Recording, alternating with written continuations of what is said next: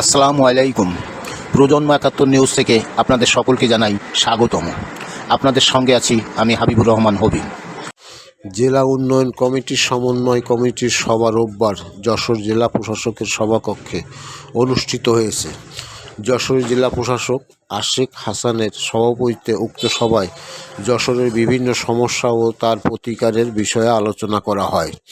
সভায় উপস্থিত ছিলেন যশোর জেলা পরিষদের নির্বাহী কর্মকর্তা এস.এম. শাহীন, স্থানীয় সরকার মন্ত্রণালয়ের নির্বাহী পরিচালক রফিকুল হাসান, যশোরের police super Syed Rafiqul Islam, press club যশোরের সভাপতি জাহিদ হাসান টুকুন, সিভিল সার্জন মোহাম্মদ মাসুদ রানা, কৃষি সম্প্রসারণ অধিদপ্তরের পরিচালক মোহাম্মদ মোশাররফ হোসেন, বন বিভাগের নির্বাহী প্রকৌশলী মোহাম্মদ জাহিদুল ইসলাম, জনপদ বিভাগের নির্বাহী প্রকৌশলী গোলাম কিবরিয়া।